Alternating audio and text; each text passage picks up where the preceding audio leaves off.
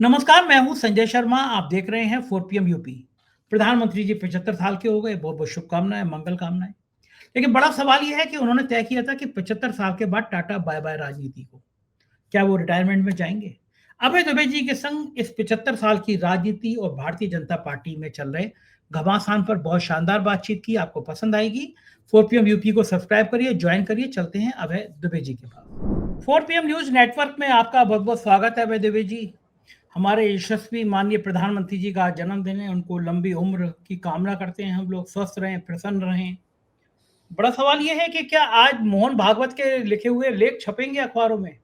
क्योंकि जब मोहन भागवत का जन्मदिन था, तो मोदी जी ने बड़े लंबे-लंबे लेख लिखे थे। मोहन भागवत को बिल्कुल ये कहा था कि मैं भगवान विष्णु नहीं है, वो भगवान विष्णु है, इस टाइप के भाव के लेख थे।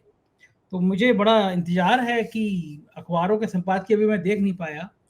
मोहन भागवत के लेख होंगे अखबारों में, आपको क्या लग रहा है? मोहन भागवत करेंगे कि नहीं? देश को इतना योग, इतना कर्मठ प्रधानमंत्री नहीं मिला जिसके अध्यक्ष ने ये कह दिया हो कि हमें संघ की ज़रूरत ही नहीं है। ये पहली बार स्टेटमेंट आया और 17 सितंबर की डेट ऐसी थी कि जिसकी बड़ी प्रतीक्षा थी।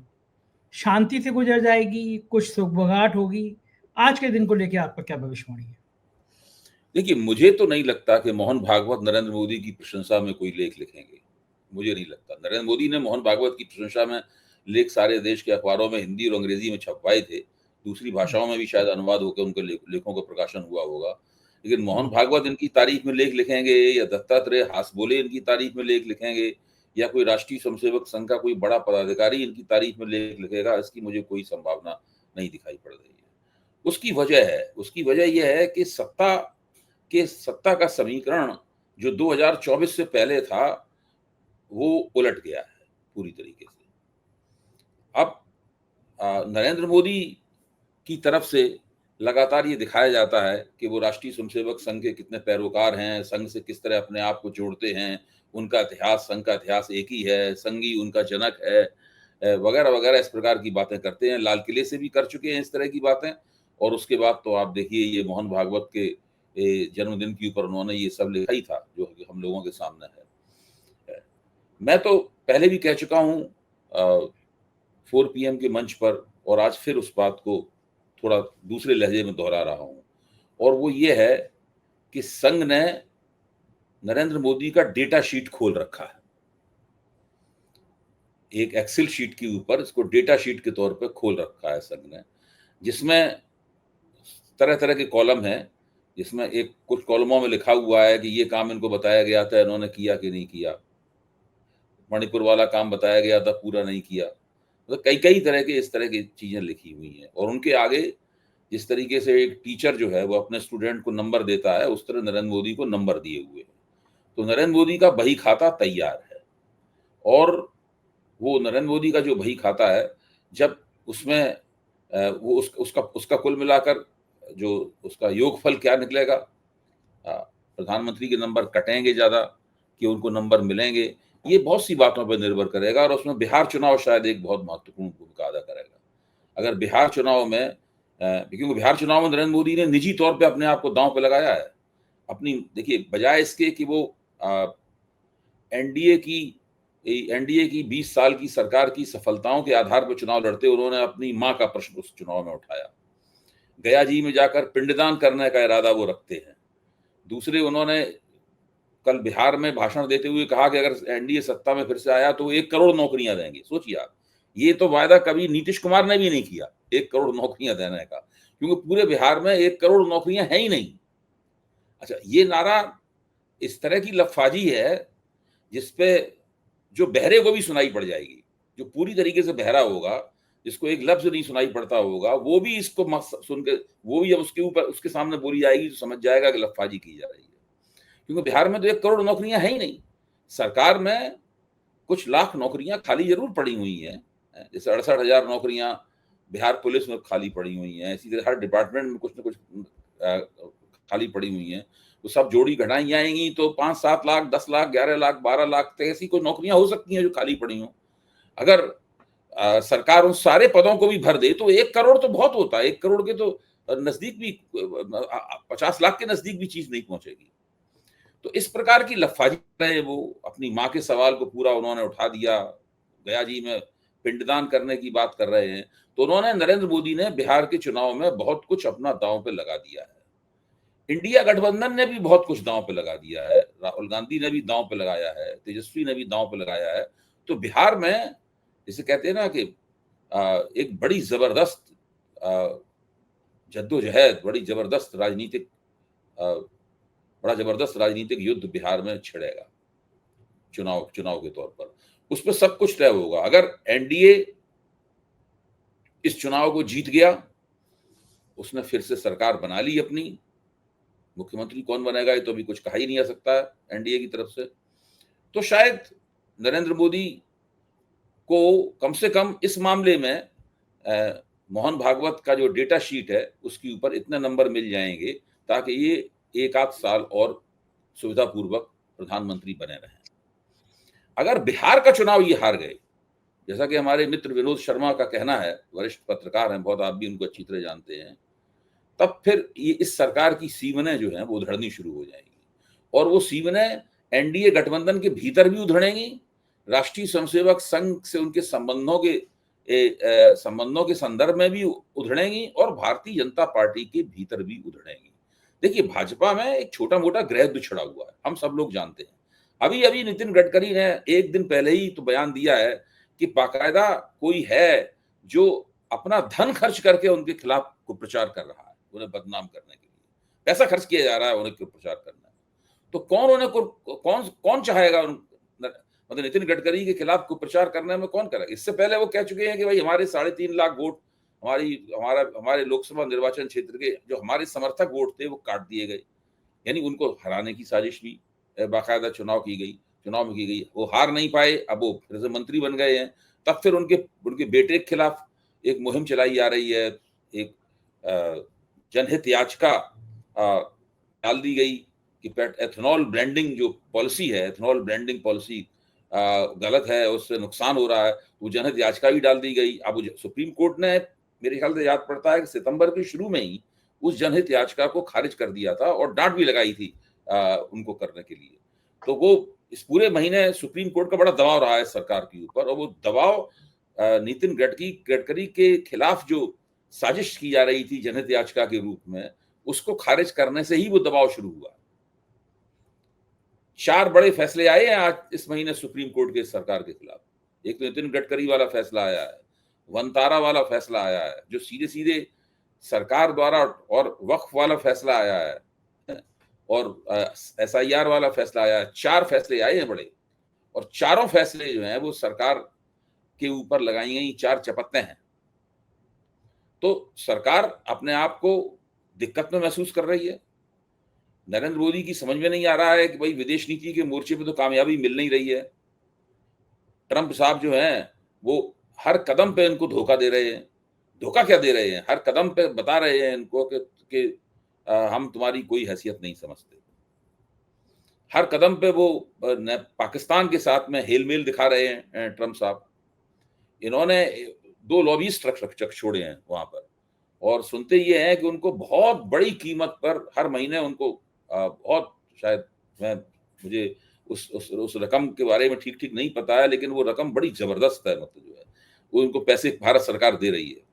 तो वो लॉबीज जो हैं वो अपनी तिकड़म करके किसी तरीके से ट्रंप प्रशासन से कुछ बयान निकलवा लेते हैं, क्योंकि तभी तो तनख्वाह मिलेगी, जब तक वो इस तरह के बयान नहीं निकलवाएंगे, वरना तो तनख्वाह मिलनी बंद हो जाएगी उनको। ये तो कॉन्ट्रैक्ट पे होता है सारा का सारा मामला। वो बयान निकलवा लेते हैं कि ट्रंप मोदी से खुश हैं, ट्रंप दोस्त हैं, फिर यहाँ पे चर्चा होने लगती है मीडिया में एक बार कि ट्रंप और मोदी का फिर से सब बढ़िया होने वाला है। लेकिन उसके अचानक पता चलता है कि ट्रंप जो है वो यूरोपीय यूनियन से कह रहे हैं कि भारत की बस 100% टैरिफ लगा देना चाहिए। अचानक पता चलता है कि ट्रंप जो है वो पाकिस्तान के साथ फिर से कुछ उन्होंने साजबाज करना शुरू कर दिया है भारत के खिलाफ। अचानक पता चलता है कि उधर चीन ने संघाई सहयोग संगठन में जो उन्होंने आतंकवाद विरोधी कमेटी बनाई थी उसकी अध्यक्षता पाकिस्तान को सौंप दी गई है। तो अब भारत को आतंकवाद के खिलाफ अगर संघाई सहयोग कॉर्पोरेशन में कोई कदम उठाना होगा तो उसे पाकिस्तान के थ्रू जाना होगा। पाकिस्तान उस कमेटी का अध्यक्ष है, मतलब पाकिस्तान का नेतृत्व मानना पड़ेगा। तो ये तमाम बातें हैं। ये उन्होंने अभी पाकिस्तान के साथ उन्होंने मैच जो खेला है दुबई में, उसके खिलाफ भाजपा समर्थकों में काफी रोष था। अब गोदी मीडिया चला रहा है कि साहब कि वो हाथ नहीं मिलाया, इसकी वजह से बहुत उन्होंने जबरदस्त किस्म का विरोध वो कर दिया, मतलब पूरा। तो इस प्रकार के हथकंडेबाजी से, इस प्रकार की फिक्रेबाजी से, इस प्रकार जो बिहार में भाषण दे रहे हैं मोदी जी की 1 करोड़ नौकरियां दे देंगे, आप सोचिए, आप सोचिए 1 करोड़ नौकरियां बिहार में, कहां है बिहार में 1 करोड़ नौकरियां? है ही नहीं। बिहार में 1 करोड़ नौकरियां तब हो सकती हैं जबकि बहुत बड़े पैमाने पर उसका उद्योगीकरण हो जाए, उसमें तो 20 साल लगेंगे। आज तक तो हो नहीं पाया, पता नहीं कब होगा। ये तो हालत है। अच्छा बताइए अभय जी, इतना कॉन्फिडेंस प्रधानमंत्री जी लाते कहाँ से हैं वो झूठ बोलने का? उनको पता है कि बार-बार उनका झूठ पकड़ा जाता है, बार-बार उनकी पोल खुलती है। तो ये जो कॉन्फिडेंस है झूठ बोलने के लेवल का, ये ये सबका प्रधानमंत्री जी है कि उस जमाने में ये आत्मविश्वास उनका बन गया, जबकि विपक्ष की साख गिरी हुई थी। कांग्रेस की समझ में नहीं आ रहा था कि मोदी का विरोध किस तरीके से करें। इन लोगों को लगता था कि हमारा हिंदुत्ववादी नैरेटिव जो है उसने पूरी तरीके से सब जगह कब्जा कर लिया है। तो मोदी जी सोचते थे कि हम जो कहेंगे वो लोग मान लेंगे। इस तरह की 1-2 कुछ घटनाएं भी हुई कि एक ही तरह की बात विपक्ष ने भी कही, एक ही तरह की बात मोदी ने कही, तो मोदी की बात मान ली गई, विपक्ष की नहीं मानेगी। शुरू में हुआ भी ऐसा। तो उससे धीरे-धीरे मोदी को लगने लगा, मोदी का आत्मविश्वास बहुत बढ़ गया, इतना बढ़ गया कि अपने आप को नॉन बायोलॉजिकल कहने लगे। मतलब आत्मविश्वास तो यहां तक बढ़ गया था। अब नॉन बायोलॉजिकल तो नहीं कहते हैं, लेकिन ये मोदी जी कहीं ना कहीं अभी भी मानते हैं कि मेरी बात बनाम तेरी बात। अगर मेरी बात को पे लोग ज्यादा यकीन करेंगे, इनकी बात पे नहीं ज्यादा यकीन करेंगे, ऐसी मोदी जी की अभी भी धारणा है। इसलिए वो गलत होने की परवाह किए बिना दबादब झूठ बोलते रहते हैं। दूसरे उनको एक और फायदा है, उनको फायदा ये है कि उनके झूठों की जवाब तलबी उनसे नहीं होती। सोशल मीडिया जवाब तलबी करता रहता है, उसकी चिंता कौन करता है? जो इलेक्ट्रॉनिक मीडिया है, जो खबरिया चैनल हैं, वो कोई जवाब तलबी नहीं करते। मोदी जी की इस तरह की लंतरानियां जो हाँकते हैं, अखबारों में उनके खिलाफ संपादकीय नहीं लिखे जाते। बड़े बड़े स्पेशल करस्पॉन्डेंट्स पहले पन्ने पर अपनी राजनीतिक समीक्षा में उनकी आलोचना नहीं करते। मोदी जी को उनके पुराने जो झूठे दांव पेच हैं, खोखले दांव पेच हैं, जो हवाई बातें हैं, उनकी याद उन्हें नहीं दिलाई जाती। तो ये सब अब जैसे अभी 15 अगस्त पे वहां बोल गए, बेरोजगारी हटाने के सवाल पर लाल किले पर बोल गए। तो सब लोगों ने कहा कि ये मतलब यहां तक के अखबारों के संपादकीय, अखबारों को अभी भी मैं गंभीर मीडिया मानता हूं, किसी ने नहीं उनसे कहा कि भाई ये तो वही बात है जो आपने बजट के दौरान कही थी, उसी बात को आपने फिर से दोहरा दिया है। तो बजट के दौरान अभी गई थी, उसके फरवरी में बजट आया, उसके बाद अब आप अगस्त में फिर वही बात बोल रहे हैं, वही वादा कर रहे हैं, किसी ने नहीं उनसे पूछा। तो ये जो मोदी जी को लाभ है कि मीडिया उनका गिरेबान पकड़ के झकझोरता नहीं है। इसीलिए मोदी जी ने, अब राहुल गांधी ने कितनी प्रेस कॉन्फ्रेंसेस की? राहुल गांधी तो शायद कितनी 18 या और भी ज्यादा प्रेस कॉन्फ्रेंसेस कर चुके हैं अपने नेता विपक्ष के कार्यकाल में। और आप उनको देखिए, मोदी जी महाराज को देखिए, आज तक 11 साल में कोई प्रेस कॉन्फ्रेंस नहीं की, कोई चिंता ही नहीं है, क्योंकि सारे के सारे पत्रकार, जो बड़े बड़े पत्रकार हैं, वो मानते हैं कि वो तो हमारे दरबारी हैं। बिल्कुल ये स्थिति है। और मुझे तो अभी तक याद आता है कि 2014 का शायद अभय जी वो पहला बजट था जिसमें काफी करोड़ रुपया बुलेट ट्रेन के लिए रखे गए थे। 11 साल हो गए, वो बुलेट ट्रेन कब अहमदाबाद में आ गई, कब कलकत्ता से चल गई, कहीं बम्बई से निकल गई, पता ही दिखी नहीं हम लोगों को। आपको कहाँ याद चली होगा गई?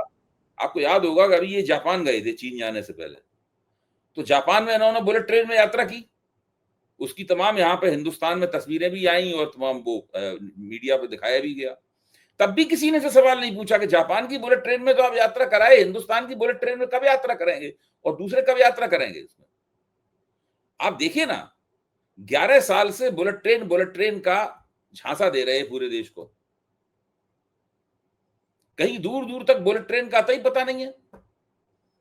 और निर्लज्जता इतनी है कि जापान जाते हैं, जापान बुलेट ट्रेन का जनक है, वहां बुलेट ट्रेन में बैठ के तस्वीर खिंचाते हैं, वीडियो बनवाते हैं, और यहाँ पे तमाम वो चल रहा है, वो वीडियो चलाए जाते हैं। कोई ये नहीं पूछता कि जापान की बुलेट ट्रेन में नरेंद्र मोदी वो दिन कब आएगा जब भारत की बुलेट ट्रेन में बैठेंगे। ये मोदी जी को बहुत बड़ा फायदा है, उनसे सवाल नहीं पूछे जाते। राहुल गांधी एक गलती करते हैं, कुछ गलती करते हैं, राहुल गांधी को फौरन बताया जाने लगता है कि आपने तब ये कहा था, अब ये कहा, अब ये। अभी कोई नहीं पूछता। ये तो हम लोग सवाल पूछते हैं कि भाई नरेंद्र मोदी ने सोनिया गांधी को जर्सी गाय कहा था, सोनिया और राहुल गांधी को हाइब्रिड बच्चा कहा था। ये सब बातें तो हम लोग कहते हैं। ये सब जो एंकरनियां हैं, जो दिन रात टेढ़े मेढ़े मुंह बनाकर जो है वो राष्ट्रवाद की दावेदारियां करती रहती हैं और करते रहते हैं, ये लोग कभी नहीं करते। आप उनके मुंह देखिए, पहले जब ये मोदी जी के साथ नहीं होते तो मुंह ठीक रखती थी कम से कम अपना। अब तो बड़ा ऐसा मुंह बना के, और मतलब ताकि बात और प्रभावी बने, इस तरह अपनी बात कही जाती है। जितने भी एंकर हैं वो समझ में नहीं आती बात क्या चल रहा है। ये अच्छा लोग देश आईने में जाके कभी देखते भी नहीं अपना वीडियो कि हम कैसा मुंह बना रहे थे। अच्छा, जो देश का आम जनमानस है, जो आम आदमी है, मजदूर है, रिक्शे वाला है, ठेले वाला है या मध्यम वर्ग है, वो इन सब चैनलों पे देखता होगा तो दिन भर मोदी गुणगान चलता होगा, तो उसको क्या वाकई में लगता होगा कि मोदी जी ने देश बदल दिया, देश महान हो गया, या उसको लगता देखिए होगा अभी कि तो आजकल तो संजय जी ये स्थिति चल रही है कि अगर आप इन चैनलों के जो हेड हैं, चैनलों के जो मुखिया हैं, इनसे अगर आप अंदर खाने बातचीत करें तो वो ये मानते हैं कि अब मोदी जी के कार्यक्रमों पे उन्हें टीआरपी नहीं मिलती। यहाँ तक कि मोदी जी को जब वो मोदी जी का प्रोग्राम काटते हैं या मोदी जी के ऊपर प्रायोजित किस्म के, आज पूरे दिन मोदी जी के ऊपर प्रायोजित चलता रहा। यहाँ तक कि वो अमेरिका में पहली बार जब गए थे प्रधानमंत्री, मेडिसन स्क्वायर गार्डन के मैदान में जो मोदी मोदी के नारे लगे थे वो तक दिखाए जा रहे थे। मोदी जी गैया के बछड़े को गोद में उठाए हुए हैं, उसको वो सिर फैला रहे हैं, वो तक दिखाया जा रहा था। एक एक चीज दिखाई जा रही थी उनकी। अपनी माँ के पैर धो रहे हैं वो दिखाया जा रहा था, उनके साथ बैठ के आरती कर रहे हैं वो सब दिखाया जा रहा था। इतनी पुरानी पुरानी सब छवियां दिखाई जा रही थी मोदी जी की। ये हालत थी आज इनकी। तो जब इस तरह के कार्यक्रम वगैरह चलते हैं, इनको जब वो उन्हें चलाना पड़ता है, उन्हें काटना पड़ता है इन कार्यक्रमों को, तो उन्हें अच्छी व्यूअरशिप नहीं मिलती उसकी। ये सब लोग तो मान गए हैं, लेकिन अब ये उनकी मजबूरी है। मालिक का आदेश है और उस आदेश का पालन तो करना ही पड़ेगा अगर नौकरी करनी है तो। हाँ, ये बात तो सही है कि मालिक का आदेश है, उसका पालन करना पड़ेगा, लेकिन एक डर ये होता है कि जब जनाक्रोश होता है, नेपाल में क्या हुआ? एक नेपाल में मीडिया हाउस था, वो दिन-रात सत्ता की चाकरी करता था, उसे वहाँ की गोदी मीडिया कहा जाता था। नेपाल का आंदोलन हुआ तो सबसे पहले जनता ने निशाना उसी अखबार के दफ्तर को बनाया। भारत में कभी ऐसा होगा नहीं, हिंसक कभी नहीं होगा, यहाँ के लोग शांतिपूर्ण हैं। लेकिन नहीं भाई, इस तरह की घटनाएं तो बहुत हो चुकी हैं कि गोदी मीडिया के एंकरनियां जब जनता के बीच में कभी जाते हैं रिपोर्टिंग के लिए, तो उनकी हाय हाय होती है, इनकी हूटिंग होती है, सब तो होता ही रहता है। अच्छा, तो ये ये भी एक एक तरह से बात देखा जाए तो उसी भावना की अभिव्यक्ति है, इसका आप इशारा कर रहे हैं। वो भावना अभी विस्फोट के तौर पे नहीं सामने आई है अभी तक। अच्छा भैया, मुझे एक बात प्रैक्टिकल ये समझाइए कि इस दौर में टीवी देखना लोगों ने बंद कर दिया, टीवी देखते नहीं है। अब पूरी भीड़ सोशल मीडिया पे है, जिसको खबर देखनी है वो सोशल मीडिया देखता है। मैं आज बैठा-बैठा इन टीवी चैनलों के, इन गोदी मीडिया के एंकरियाँ के शो देख रहा था। तो सोशल मीडिया पे इनके शो तो देखने वाले सैकड़ों में संख्या में कुछ हज़ार होंगे। मुझे बड़ी हैरानी हुई कि भाई 4 पीएम है, मैं घमंड नहीं कर रहा, लेकिन जनता इतना प्यार दे रही है कि पिछले 28 दिनों में 32-33 करोड़ व्यू हुए, यानी 1 सवा करोड़ व्यू रोज आ रहे हैं। और इनके कुछ हजार आ रहे हैं, तो ये क्या, ये माना जाए ये देश का मूड है, देश का जनमानस है जो ये चाह रहा है कि सच जो है वो अब केवल 4 पीएम पे दिख रहा है, ऐसे चैनलों पे दिख रहा है, टीवी चैनलों पे अब नहीं दिखेगा।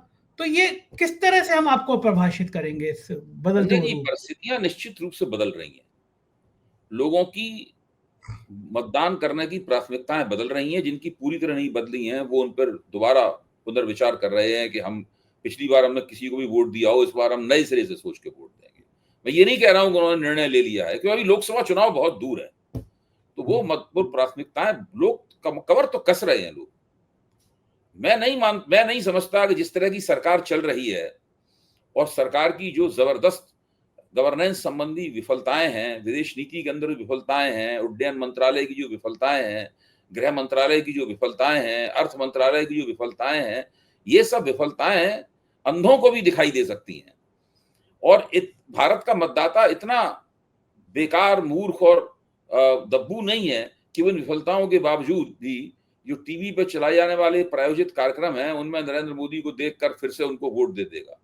तो वो 2029 जो है वो सरकार के लिए वाटरलू होने जा रहा है। वाटरलू वो मैदान था जिसमें नेपोलियन बोनापार्ट की फौज अपना युद्ध हार गई थी और उसके बाद नेपोलियन को पराजय स्वीकार करनी पड़ी थी, इसीलिए बहुत मशहूर है कि ये मैदान उसका वाटरलू साबित होगा कहते हैं।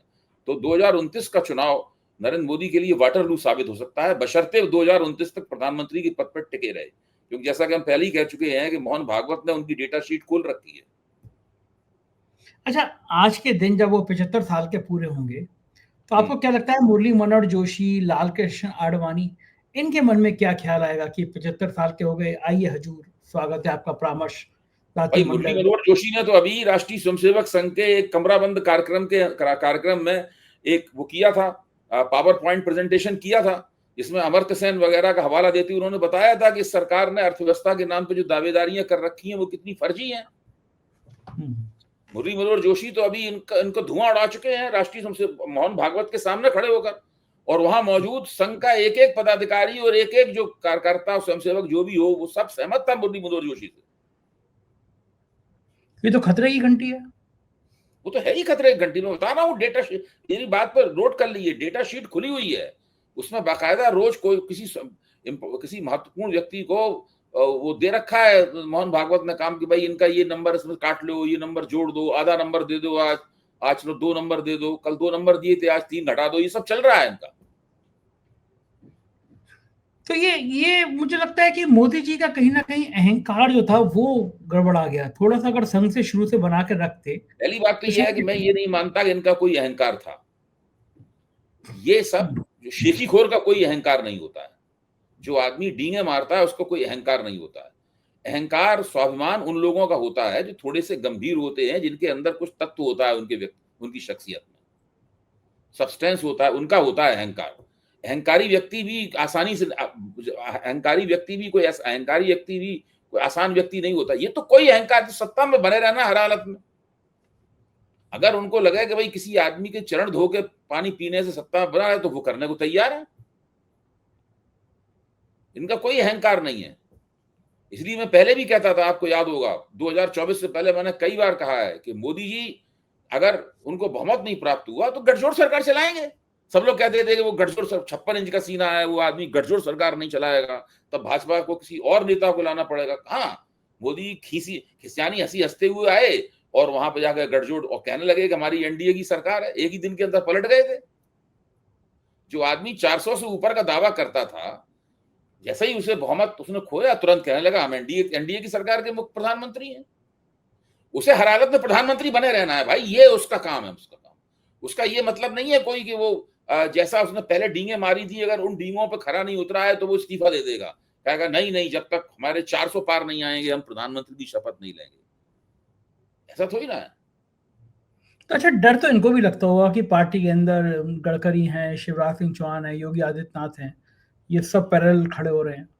पार्टी को काफी कुछ खोखला कर दिया है लोगों ने। पार्टी एक ऐसे बहुत विशाल डिब्बे की तरह हो गई है, सबसे बड़ा डिब्बा है हिंदुस्तान का, उसके अंदर कुछ ज्यादा है नहीं कुछ उसके अंदर, उस पार्टी के अंदर। उसके अंदर चाटुकार भरे हुए हैं, उसके अंदर इधर उधर से लाके तमाम सारे तरह तरह के ऐसे तत्व भरे हुए हैं जो उन पार्टियों में थे तो भाजपा उन्हें खुद ही गाली देती थी, उनके ऊपर मुकदमे चल रहे थे, उनकी जांचें हो रही थी, उनके खिलाफ मामले दर्ज थे।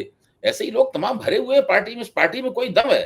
अच्छा, हालत यह है कि अभी मैं एक व्याख्यान देने के लिए रायपुर गया था, तो व्याख्यान देने के बाद कुछ पुराने वरिष्ठ पत्रकार वगैरह उन लोगों के साथ में एक बैठक हुई। मेरे साथ राहुल देव जी भी थे, आप चाहें तो मेरी बात की तस्दीक उनसे कर लीजिएगा। मैंने एक अपने पक्ष में एक गवाह पेश कर दिया है आपके सामने। तो वो जो सज्जन से बात कह रहे थे, वो बड़े तजुर्बेकार आदमी थे। तो उन्होंने साफ कहा कि आप मेरे बंगले से बाहर निकलिए, बाहर निकल के पूछिए कौन मुख्यमंत्री है, कोई बता ही नहीं पाएगा। पब्लिक को कोई पता ही नहीं है विष्णुदेव साय मुख्यमंत्री हैं, क्या कर रहे हैं, क्या नहीं कर रहे हैं। छत्तीसगढ़ हो, राजस्थान हो, मध्य प्रदेश हो, इतने बड़े बड़े महत्वपूर्ण प्रांतों का शासन जो है वो पीएमओ से चल रहा है। वहां के मुख्यमंत्रियों की कोई औकात नहीं है। इनके सब मुख्यमंत्री इतने कम अक्ल हैं, न किसी को बोलना आता है, न किसी को कुछ पता है। एक मुख्यमंत्री ये बोल रहा था कि कृष्ण जन्माष्टमी पे उसने बहुत जबरदस्त किस्म की अकल दिखाई। उसने कहा कि कृष्ण माखन चोर थे ही नहीं, उनको मुगलों ने माखन चोर बनाया। मतलब इस प्रकार मतलब जब आदमी हंसते हंसते लोग इस योग्य नहीं है कि इनके साथ बैठ के कोई चर्चा की जाए, बातचीत की जाए। कोई बैठ के कोई व्यक्ति मुख्यमंत्री पद पे पहुंच गया तो कम से कम मौका मिले साथ बैठ के उसका मन लेने कोई, भाई एक व्यक्ति ने कैसे प्रगति की, कैसे, वो इस योग्य नहीं है ये लोग। बिल्कुल ठीक कह रहे हैं अभय जी, हकीकत यही है। बहुत बहुत शुक्रिया, आपने इतना समय दिया, थैंक यू सर। ये थे अभय दुबे जी, पूरी बातचीत आपने सुनी। कैसी लगी बातचीत बताइएगा जरूर। शुक्रिया, थैंक यू।